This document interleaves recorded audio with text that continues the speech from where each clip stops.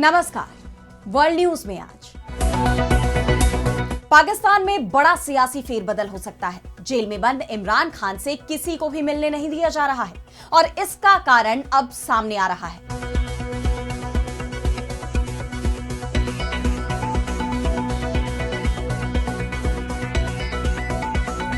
खबर आ रही है कि इमरान खान ने शहबाज शरीफ को सत्ता से हटाने का प्लान तैयार कर लिया है और इसी से घबराई शहबाज सरकार ने अब इमरान के सभी संपर्क खत्म करने की कोशिशें तेज कर दी है। उनके परिवार को ही इमरान से मिलने की इजाजत नहीं दी जा रही है, लेकिन ये सख्ती भी सफल नहीं हो रही। शहबाज और मुनीर फेल होते दिखाई दे रहे हैं। इमरान खान की पार्टी पीटीआई ने बड़ा दांव खेल दिया है, जिसके बाद चर्चाएं शुरू हो गई है कि शहबाज और मुनीर की कुर्सी पर संकट आ गया है, तो इमरान के जेल से बाहर आने की संभावना बनने लगी है। इस पर हम करेंगे विस्तार से चर्चा, लेकिन आइए जरा उन खबरों को भी देख लें जिन पर आगे होगी बात। बांग्लादेश में शेख हसीना की पार्टी को मिली बड़ी राहत। अवामी लीग को चुनाव लड़ने को लेकर मिली छूट। पूर्व पीएम की देश की सियासत में वापसी को लेकर चर्चाएं तेज। विपक्षी सांसदों के निशाने पर आए राष्ट्रपति ट्रंप। रूस और भारत की गहराती दोस्ती पर अमेरिकी संसद में हुई चर्चा। डेमोक्रेट्स बोले ऐसा ही रहा तो भारत को खो देगा अमेरिका। जापान और चीन के बीच जारी तनाव में अमेरिका की एंट्री। टोक्यो के साथ किया संयुक्त अभ्यास। पेंटागन के टॉप सीक्रेट ने युद्ध पर किया बड़ा खुलासा। और चलते चलते में देखेंगे, धरती के नीचे मिला सदियों तक चलने वाला हाइड्रोजन का भंडार। वैज्ञानिकों की थ्योरी पड़ गई उल्टी। इन सभी खबरों पर हम विस्तार से करेंगे बात, लेकिन पहले एक नजर हेडलाइंस पर। वेनेजुएला और अमेरिका के बीच युद्ध जैसी नौबत। अमेरिकी राष्ट्रपति ट्रंप ने जब्त कराया ऑयल टैंकर युक्त जहाज। वेनेजुएला के राष्ट्रपति मादुरो ने दांत तोड़ने तक की दी धमकी। यूएन में तालिबान के समर्थन में खुलकर आया भारत। एयर स्ट्राइक को लेकर पाकिस्तान को लगाई फटकार। अफगानिस्तान की संप्रभुता और अंतर्राष्ट्रीय मानदंडों का बताया उल्लंघन। राष्ट्रपति जेलेंस्की ने अमेरिका के पीस प्लान पर दिया अपना प्रस्ताव। 28 सूत्रीय प्लान को बताया था रूस समर्थक। राष्ट्रपति ट्रंप ने यूरोपीय नेताओं के साथ बैठक की जताई थी संभावना। म्यांमार की जुंटा सेना का अराकान आर्मी के गढ़ रखाइन प्रांत के अस्पताल पर बड़ा हवाई हमला। 31 लोगों की मौत, 70 घायल। गृहयुद्ध के तेज होने की आशंका। क्या इमरान खान जेल से बाहर आने वाले हैं और उन्हें जेल में भेजने वाले शहबाज शरीफ और असीम मुनीर के बुरे दिन शुरू होने वाले हैं? क्या पाकिस्तान में बाजी पलट रही है? शहबाज शरीफ की कुर्सी खतरे में पड़ रही है। जेल में बंद इमरान खान का दांव कामयाब रहा तो वो जेल से बाहर ही नहीं आएंगे, बल्कि सीधे सत्ता में भी आ जाएंगे और इमरान को जेल भेजने वालों के दुर्दिन शुरू हो जाएंगे। असीम मुनीर जो अभी नए नए सीडीएफ बने हैं, उनके सामने भी बड़ी मुश्किलें खड़ी हो जाएंगी। दरअसल पाकिस्तान में फिर से 3.5 साल पुराना इतिहास दोहराने की तैयारी शुरू हो चुकी है। यानी जिस तरह से इमरान खान की सरकार को गिराया गया था, उसी तरह से अब इमरान खान शहबाज शरीफ की सरकार को गिराने की तैयारी में जुट गए हैं। शहबाज शरीफ से पीएम पद छीनने का प्लान तैयार हो गया है। दरअसल इमरान खान की पार्टी पीटीआई और बिलावल भुट्टो की पाकिस्तान पीपुल्स पार्टी के बीच गठबंधन की बातचीत शुरू हो गई है और इस वक्त इमरान जेल में है। शहबाज शरीफ उन्हें अपने रास्ते का सबसे बड़ा कांटा मान रहे हैं, जिसे वो सेना चीफ असीम मुनीर के साथ मिलकर रास्ते से हटाने में जुटे हुए हैं। इमरान के बाद अगला नंबर बिलावल भुट्टो और उनकी पार्टी पीपीपी का है। बिलावल को रास्ते से हटाने के बाद शहबाज की सियासी राह पूरी तरह से सुरक्षित हो जाएगी और इस काम में भी असीम मुनीर शहबाज का ही साथ देंगे, ये बात भी तय है। और यही वजह है कि बिलावल भुट्टो भी अब शहबाज सरकार को हटाने की तैयारी करने लगे हैं। पीपीपी के अध्यक्ष बिलावल भुट्टो जरदारी जिस तरह के बयान दे रहे हैं, उससे ये साफ संकेत मिल रहे हैं कि पाकिस्तान की राजनीति में कुछ बड़ा होने वाला है। बिलावल भुट्टो अब शहबाज शरीफ के उन फैसलों का खुलकर विरोध करने लगे हैं जो इमरान की पार्टी के खिलाफ लिए जा रहे हैं। बिलावल ने साफ कर दिया है कि वो इमरान खान की पार्टी पाकिस्तान तहरीके इंसाफ यानी पीटीआई पर बैन नहीं लगने देंगे। इसके साथ ही उन्होंने शहबाज सरकार की उस कोशिश का भी विरोध किया है जिसमें खैबर पख्तूनख्वा में पीटीआई सरकार को गिराकर राज्यपाल शासन लगाने की तैयारी की जा रही है। बिलावल भुट्टो के विरोध के ही चलते अभी तक शहबाज सरकार खैबर पख्तूनख्वा की सरकार को बर्खास्त नहीं कर पाई है। बिलावल भुट्टो ने कहा कि उन्होंने खैबर पख्तूनख्वा में राज्यपाल शासन लगाने की मांग नहीं की है और ना ही वो इसके समर्थन में है। उन्होंने कहा कि मैं किसी भी राजनीतिक पार्टी पर प्रतिबंध लगाने के पक्ष में नहीं हूं। बिलावल के इस बयान के बाद से शहबाज शरीफ मुश्किलों में घिरते दिख रहे हैं। खबर आ रही है कि पाकिस्तान में अब इमरान और बिलावल भुट्टो हाथ मिला सकते हैं। पीटीआई के गठबंधन में शामिल तहरीक तहफ्फुज-ए-आईन पाकिस्तान यानी टीटीएपी के जरिए इमरान ने बिलावल से संपर्क साधा है। पाकिस्तानी मीडिया हाउस जियो टीवी की रिपोर्ट में कहा गया है कि बिलावल भुट्टो भी पीटीआई के प्रस्ताव पर आगे बढ़ने की तैयारी कर रहे हैं। उन्होंने राजनीतिक बातचीत के रास्ते तलाशने के लिए पीपीपी को 2 दिवसीय राष्ट्रीय सम्मेलन में भाग लेने के लिए टीटीएपी को आमंत्रित करने का फैसला किया है। लेकिन शहबाज शरीफ की पार्टी पीएमएलएन को सम्मेलन में न्योता नहीं दिया जाएगा, जो पाकिस्तान में बड़े बदलाव की आहट दे रहा है। अगर बिलावल भुट्टो और इमरान साथ आए तो फिर शहबाज शरीफ के साथ असीम मुनीर दोनों के लिए ही अपनी कुर्सी बचाना मुश्किल हो जाएगा।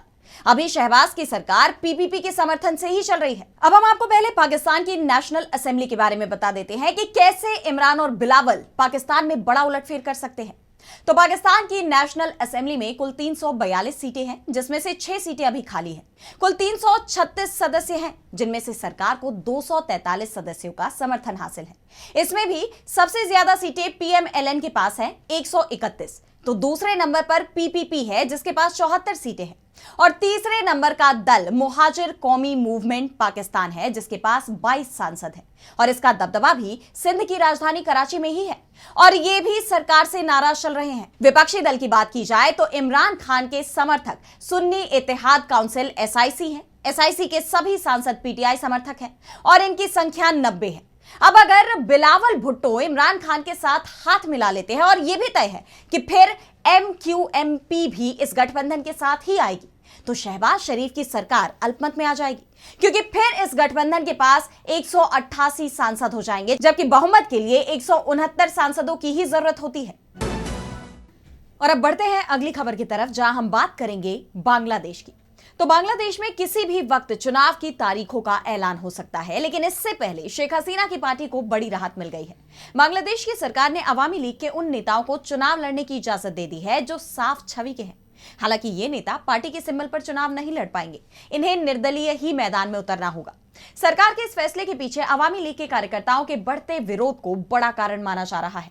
साथ ही अंतर्राष्ट्रीय दबाव भी बांग्लादेश सरकार पर पड़ रहा था।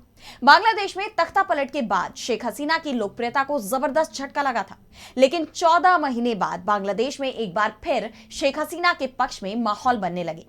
हाल ही में एक सर्वे सामने आया था कि अवामी लीग को अगर चुनाव में हिस्सा लेने दिया जाता है तो उसे 26% वोट मिल सकते हैं। ये बात तो आप जानते ही हैं कि शेख हसीना के तख्ता पलट के कुछ ही दिनों बाद बांग्लादेश में अवामी लीग पर बैन लगा दिया गया था। ऐसे में अवामी लीग के नेता अब उसी तरह से चुनाव लड़ने की तैयारी में है, जिस तरह से पाकिस्तान में इमरान खान की पार्टी 2024 का नेशनल असेंबली का चुनाव लड़ी थी। इमरान की पार्टी पीटीआई को पाकिस्तान में बैन कर दिया गया था, जिसके बाद इमरान ने हर सीट पर निर्दलीय ही उम्मीदवार उतार दिए। सेना की वजह से इमरान कामयाब तो नहीं हो पाए, लेकिन उनके समर्थकों ने बड़ी जीत दर्ज की और पाकिस्तान की संसद में सबसे ज्यादा निर्दलीय उम्मीदवार चुनाव जीते, जिसमें इमरान समर्थक 97 उम्मीदवार शामिल थे। वैसे कहा यह भी जा रहा है कि अवामी लीग से प्रतिबंध हटाने की भी चर्चा चल रही है। खबर आ रही है कि कतर इसमें मध्यस्थता कर रहा है। कतर के पूर्व खुफिया प्रमुख को इस काम की कमान सौंपी गई है। कतर के पूर्व खुफिया प्रमुख खुलैफी और बांग्लादेश के राष्ट्रीय सुरक्षा सलाहकार खलीलुर रहमान के बीच पिछले 7 महीने में 4 बार मुलाकात हुई है। खलीलुर की मुलाकात अमेरिकी अधिकारियों से भी हो चुकी है।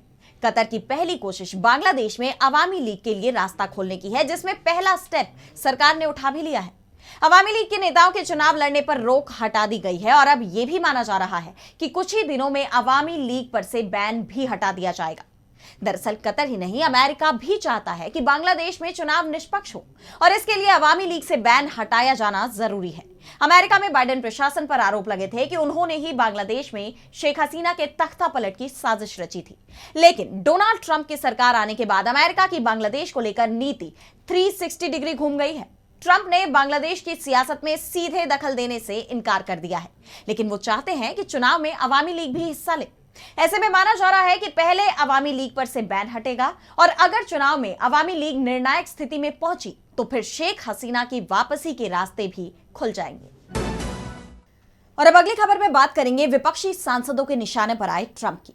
तो अमेरिकी राष्ट्रपति डोनाल्ड ट्रंप की नीतियों को लेकर पूरी दुनिया में बहस छिड़ी हुई है। यहां तक कि अपने ही देश में उन्हें काफी विरोध का सामना करना पड़ रहा है। विपक्षी दल डेमोक्रेट्स तो लगातार ट्रंप की नीतियों पर सवाल उठा रहे हैं और अब अमेरिकी संसद यानी कांग्रेस में ट्रंप उस वक्त बुरी तरह घिर गए जब सदन में मोदी और पुतिन की फॉर्च्यूनर वाली सेल्फी दिखाई गई। दरअसल राष्ट्रपति ट्रंप की विदेश नीति पर चर्चा के दौरान संसद में डेमोक्रेट्स सांसद सिडनी कैमलेगर डव ने भारत के प्रधानमंत्री मोदी और रूस के राष्ट्रपति पुतिन के साथ की तस्वीर का बड़ा पोस्टर बनवाकर संसद में लहराया। ये तस्वीर उस वक्त ली गई थी जब हाल ही में पुतिन भारत दौरे पर आए थे और एयरपोर्ट से मोदी के साथ एक ही गाड़ी में बैठकर निकले। इस कदम को भारत और रूस के संबंधों को लेकर वैश्विक पटल पर एक बड़े संकेत के रूप में देखा गया। अमेरिकी अखबारों ने प्रमुखता से इसे कवर भी किया और अब इसकी गूंज अमेरिकी संसद में भी सुनाई दे रही है। अमेरिकी सांसद ने ट्रंप को चेतावनी दी कि यह सिर्फ एक फोटो नहीं है बल्कि एक चेतावनी है कि अमेरिका की वर्तमान नीति भारत को रूस के और करीब ले जा रही है और इस स्थिति के लिए अमेरिका खुद ही जिम्मेदार है, भारत नहीं। अमेरिकी प्रशासन की दबाव वाली रणनीति भारत और अमेरिका के रिलेशन को कमजोर कर रही है। वॉशिंगटन ने हाल के महीनों में जो कदम उठाए हैं वे दोनों देशों के बीच रणनीतिक भरोसे पर गहरी चोट कर रहे हैं। यह अमेरिका है, भारत नहीं, जो रिश्तों को नुकसान पहुंचा रहा है। यह तस्वीर 1000 शब्दों के बराबर है और यह दिखाती है कि भारत और रूस के बीच व्यक्तिगत और राजनीतिक गर्मजोशी कितनी मजबूत है। अब जानते हैं कि अमेरिकी राष्ट्रपति डोनाल्ड ट्रंप पूरी कोशिश कर रहे हैं रूस यूक्रेन युद्ध को खत्म करने की। इसके लिए वो रूस के सहयोगियों पर भी दबाव बना रहे हैं। उन्होंने भारत को रूस से व्यापार खत्म करने की भी चेतावनी दी थी और जब भारत ने उनके मुताबिक एक्शन नहीं लिया तो उन्होंने भारत पर अतिरिक्त टैरिफ लगा दिए। मौजूदा वक्त में अमेरिका ने भारत पर कुल 50% टैरिफ लगाया है, जिसे लेकर दोनों देशों के रिश्तों में कड़वाहट भी देखी जा रही है। और यही नहीं, H-1B वीजा पर भी ट्रंप के सख्त रवैये ने भारतीयों के लिए मुश्किलें खड़ी कर दी हैं। ऐसे में ट्रंप की नीतियां अब सीधे विपक्ष के निशाने पर आ गई हैं। डेमोक्रेट्स की सांसद कैमलेगर ने ट्रंप की नीतियों की बाइडेन प्रशासन से तुलना करते हुए कांग्रेस में आगे कहा कि बाइडेन ने ट्रंप को एक अच्छा द्विपक्षीय संबंध सौंपा था। इसमें एक फिर से सक्रिय क्वाड, एक उभरती हुई रक्षा तकनीक साझेदारी और एक भरोसेमंद सप्लाई चेन पार्टनर का हवाला दिया गया था, लेकिन ट्रंप ने उसे पूरी तरह से बर्बाद कर दिया है। उन्होंने चेतावनी भी दी कि इतिहास ट्रंप को कड़ा सबक सिखा सकता है जब तक वो अपना रास्ता नहीं बदलते। ऐसी सूरत में ट्रंप वो अमेरिकी राष्ट्रपति होंगे जिन्होंने भारत को खो दिया। आप ऐसे नोबेल शांति पुरस्कार नहीं जीत सकते अगर आप अपने रणनीतिक पार्टनर को विरोधी देशों की तरफ धकेल दें। उन्होंने सदन के बाकी सांसदों से भी अपील की कि यह समय जागने का है, क्योंकि भारत दुनिया की सबसे बड़ी लोकतांत्रिक शक्ति है और अमेरिका के लिए एक बेहद अहम साझेदार। अगर रिश्तों पर चोट पहुंची तो उसका नुकसान लंबे समय तक रहेगा। यानी यह कहना गलत नहीं होगा कि कांग्रेस में डेमोक्रेट्स सांसद ने राष्ट्रपति ट्रंप की नीतियों की धज्जियां उड़ा दी। अब देखना यह होगा कि क्या ट्रंप अब भी अपनी नीतियों पर कायम रहेंगे या उनमें बदलाव करेंगे। और अब अगली खबर में बात करेंगे चीन और जापान में बढ़ते तनाव की। तो दोनों देशों में ताइवान को लेकर जो बहस छिड़ी उससे उपजा तनाव खत्म होता दिखाई नहीं दे रहा, बल्कि पूर्वी एशिया में बड़े युद्ध की आशंका बढ़ती जा रही है। और अब जो संकेत मिल रहे हैं उसके बाद चर्चा तो यह भी शुरू हो गई है कि अगर दोनों देशों में संघर्ष छिड़ता है तो इसमें अमेरिका भी शामिल हो सकता है। आप जानते हैं कि बीते दिन ही खबर आई थी कि चीन और रूसी फाइटर जेट्स ने जापान और दक्षिण कोरियाई फाइटर जेट्स को जापान सागर से खदेड़ दिया, जिसे दक्षिण कोरिया ने उकसाने वाली कार्रवाई बताया था। और अब चीन को अपनी शक्ति का प्रदर्शन करते हुए जापान ने अमेरिका के साथ मिलकर बड़ा सैन्य अभ्यास किया है। इसमें अमेरिका के परमाणु सक्षम B-52 बम वर्षक जापानी लड़ाकू विमानों के साथ जापान सागर के ऊपर उड़ान भरते दिखाई दिए। जापान के रक्षा मंत्रालय ने बताया कि यह अभ्यास क्षेत्र में हाल ही में चीन और रूस की बढ़ती सैन्य गतिविधियों को देखते हुए किया गया है। यानी जापान ने चीन को यह साफ कर दिया है कि अगर इस क्षेत्र में जंग छिड़ती है तो वो भी करारा जवाब देने के लिए पूरी तरह तैयार है। दरअसल चीन ताइवान को अपना हिस्सा बताता है, जबकि ताइवान खुद को एक संप्रभु देश बताता है। ऐसे में दोनों देशों के बीच पहले से ही तनातनी है। और इस बीच जापान की पीएम ताकाइची ने संसद में ताइवान पर हमले की स्थिति में जापान की तरफ से भी जवाबी कार्रवाई की बात कह दी, जिसके बाद से चीन और जापान में तनाव बना हुआ है और चीन ने जापान को युद्ध की धमकी तक दे डाली है। और अब ये साफ संकेत मिल रहे हैं कि जंग अगर होती है तो चीन का मुकाबला जापान के साथ ही अमेरिका से भी होगा। लेकिन क्या अमेरिका चीन का मुकाबला कर पाएगा? ये सवाल इसलिए उठ रहे हैं क्योंकि ओवर मैच ब्रीफ नामक टॉप सीक्रेट अमेरिकी सरकारी दस्तावेज ने जो खुलासा किया है उससे अमेरिका की परेशानी बढ़ गई है। द न्यूयॉर्क टाइम्स ने अपने रिपोर्ट में सरकारी दस्तावेज के हवाले से बताया कि अगर ताइवान को लेकर चीन और अमेरिका के बीच सैन्य संघर्ष की नौबत आती है तो अमेरिका को इसमें करारी हार का सामना करना पड़ेगा। अमेरिका महंगे और हमलों के प्रति ज्यादा संवेदनशील हथियारों पर निर्भर है, जबकि चीन सस्ते लेकिन तकनीकी रूप से अत्याधुनिक हथियारों पर तेजी से आगे बढ़ रहा है। ओवरमैच ब्रीफ में चीन की वे क्षमताएं विस्तार से बताई गई हैं जिनसे वो अमेरिकी लड़ाकू विमान, बड़े युद्धपोत और सैन्य उपग्रहों को निशाना बना सकता है, जबकि अमेरिकी सैन्य ढांचे में सप्लाई चेन की कमजोरियां कितनी गंभीर हैं ये भी बताई गई है।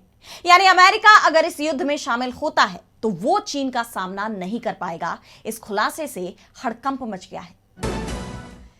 और अब चलते चलते मैं बात करेंगे हाइड्रोजन के बड़े भंडार की, जो लाखों सालों तक हमारी जरूरतों को पूरा कर सकता है।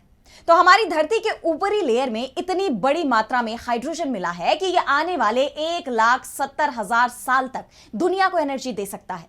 इस खोज ने वैज्ञानिकों को भी हैरान कर दिया है। दरअसल साल 1987 में अफ्रीका के माली में एक छोटे से गांव में एक व्यक्ति के हाथों गलती से एक कुएं में आग लग गई, जिसके बाद जोरदार धमाका हुआ और बाद में पता चला कि इस कुएं में पानी नहीं बल्कि हाइड्रोजन गैस भरी हुई थी और यहां से निकला दुनिया का पहला नेचुरल हाइड्रोजन वेल।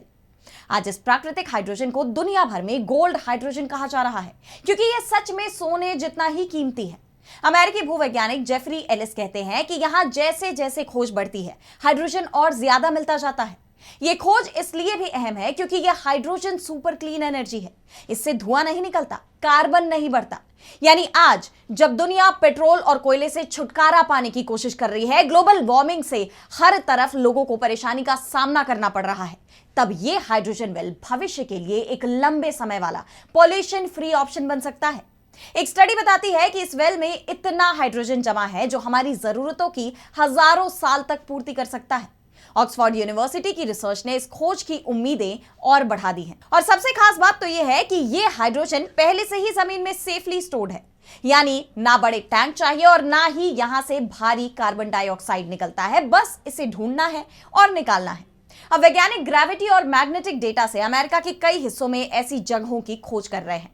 कहते हैं जहां आयरन या यूरेनियम ज्यादा होता है वहां पानी के साथ नेचुरल रिएक्शन से हाइड्रोजन बनता है और फिर यह पोरस रॉक्स में फंस जाता है और ऊपर की कठोर परत इसे बाहर निकलने से रोक देती है। शायद आने वाले समय में यह हाइड्रोजन वेल पूरी दुनिया की जरूरतों को पूरा करने लगे। फिलहाल आज इस वर्ल्ड न्यूज में इतना ही। देश दुनिया की तमाम बड़ी खबरों के लिए आप देखते रहिए डीबी लाइव और मुझे दीजिए इजाजत। नमस्कार।